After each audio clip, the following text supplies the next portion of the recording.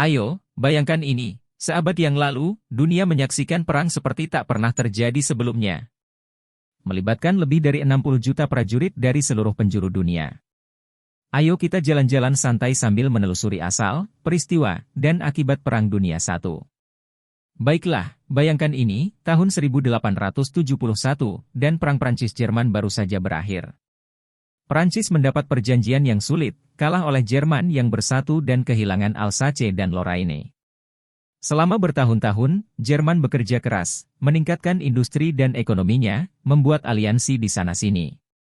Sementara itu, Prancis akrab dengan Rusia dan Italia, membentuk gengnya sendiri.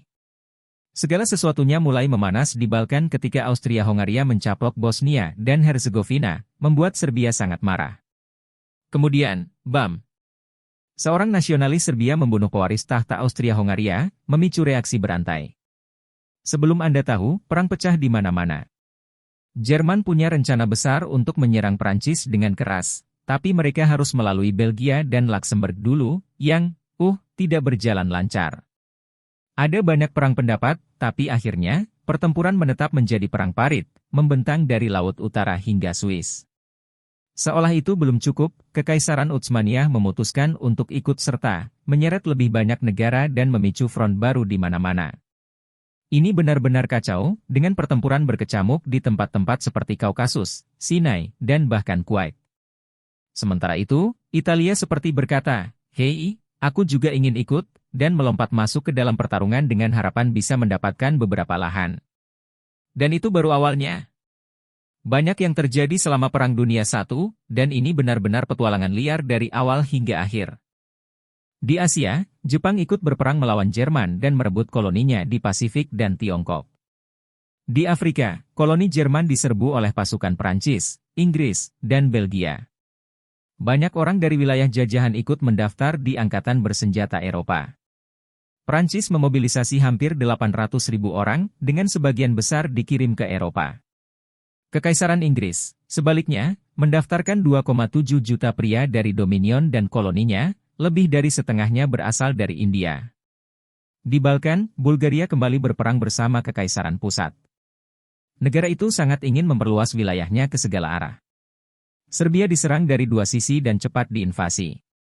Di barat, Jerman terus berinovasi dalam bidang militer. Mereka menjadi yang pertama mengatur serangan bom udara yang dilakukan oleh kapal udara Zeppelin.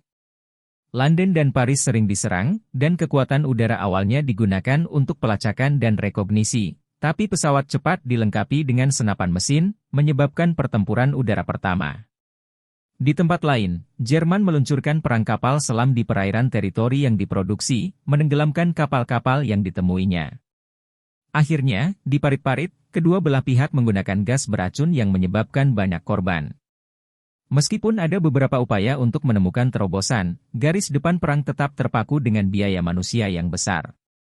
Di parit-parit, para prajurit yang selamat dari pertempuran terpaksa hidup dalam kondisi yang keras, dengan lumpur, kotoran, tikus, dan bau mayat mempertaruhkan kekuatan mental mereka. Pada musim semi, pihak Prancis mulai melakukan pemberontakan yang kemudian ditekan. Jerman juga lelah dengan kebuntuan, dan sekarang fokus pada perang di front ekonomi, mengirimkan kapal selamnya ke Atlantik untuk menenggelamkan segala jenis kapal, termasuk kapal komersial yang menuju ke Inggris. Rusia, terpukul habis oleh perang, menderita lebih dari 1,7 juta korban militer. Morale di titik terendah, baik di garis depan maupun di kalangan publik. Kemudian terjadi revolusi singkat yang menjatuhkan rezim Tsaris. Pada saat yang sama, Amerika Serikat menjadi korban blokade komersial di Atlantik, dan mereka memutuskan untuk ikut berperang bersama sekutu. Di Rusia, revolusi kedua memungkinkan Bolshevik untuk berkuasa, yang segera menandatangani gencatan senjata dengan Kekaisaran Pusat. Dengan front Rusia di bawah kendali, Jerman berkonsentrasi pada front Barat. Negara itu berhasil membuat terobosan di parit-parit dan mendekati Paris yang telah ditembaki, tapi pasukan Jerman bergerak terlalu cepat ke selatan. Tentara Prancis melakukan serangan balik dan menghancurkan pertahanan Jerman dengan panik. Pasukan Jerman mundur ke utara. Dari saat itu, sekutu memimpin di semua front. Di Jerman, pemberontakan dan gelombang revolusioner menyebabkan kaisar turun tahta, dan perjanjian gencatan senjata ditandatangani, menandai berakhirnya perang besar yang menewaskan lebih dari 18 juta orang. Pada 28 Juni 1919, perjanjian perdamaian ditandatangani di Versailles. Perwakilan Jerman tidak diundang, dan negara itu dipaksa menerima semua tuntutan para pemenang.